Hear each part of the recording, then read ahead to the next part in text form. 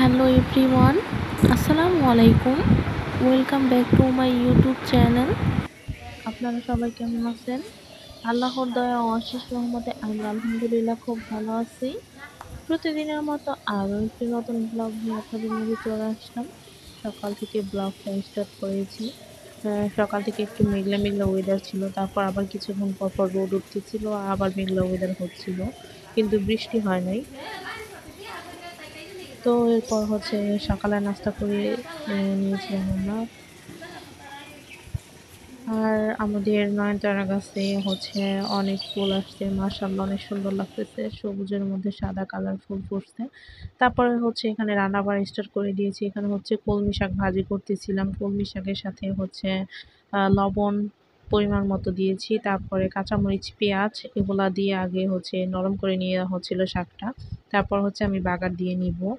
বাগারে শুধু রসুন কুচি করে দিয়েছিলাম, শুকনা মরিচটা বাগারে দিতে আমি ভুলে গিয়েছিলাম একদমই।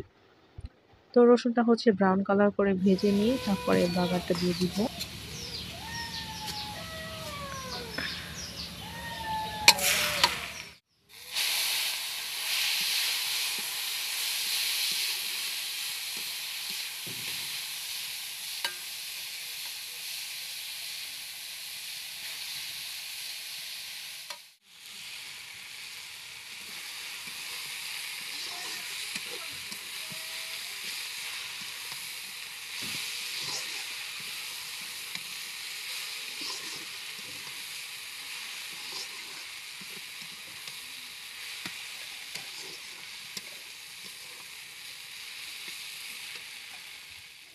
এখানে শাক রান্না করা হয়ে গেছে। তারপরে আমাদের গাছের উস্তা ভাজি করে নিয়েছিলাম। উস্তা ভাজির সাথে আলু দিয়েছি। এইভাবে করলে আমার ভালো লাগে ভাজিটা খেতে।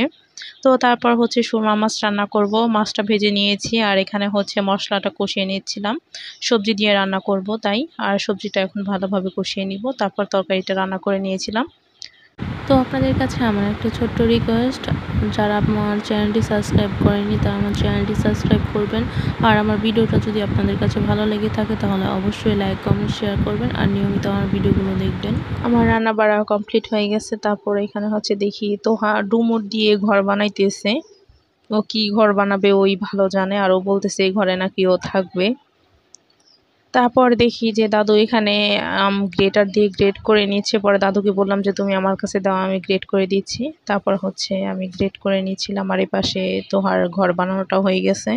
পরে কিছুক্ষণ পরই ভেঙে গেছে, যেমন ঘর ভেঙে তো যাবেই।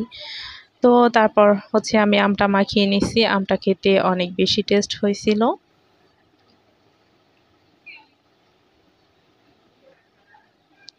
আর আমার হাতে মাছ ভাজতে গিয়ে ফোস্কা পড়ে কি অবস্থা হাতে দেখতেই পাচ্ছেন। তো আমগুলো কিছুটা পাকা কিছুটা কাঁচা ছিল, এর জন্য খেতে আরো বেশি ভালো লেগেছে। তারপর এখানে তিল রোদে দেওয়া হয়েছে, কিন্তু রোদ তো আজকে ছিনিমিনি করতেছে, মানে একবার আসতেছে আর বার চলে যাইতেছে। তো তারপরও দেখা গেছে যে ওই তিলের ভেতর থেকে, তিল গাছের ভেতর থেকে তিলগুলো বের হয়ে যাইতেছে আস্তে আস্তে করে। আর এ পাশে গতকালকের যে তিল ছিল ওগুলো বের করে নিয়েছে, ওগুলো আজকে রোদে দিছে। আরও কিছু তিল কেটে এনে রাখছে, এগুলো জাগ দেবে, এগুলো কাঁচা ছিল।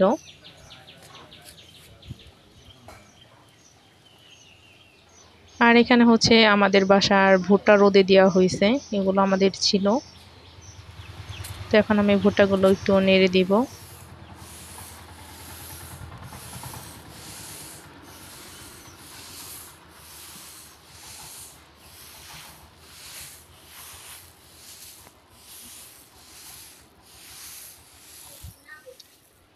ভিডিওতে ভুট্টার কালারটা যদিও সাদা লাগতেছে, কিন্তু হলুদ কালার ছিল, খুব সুন্দর একটা কালার ছিল।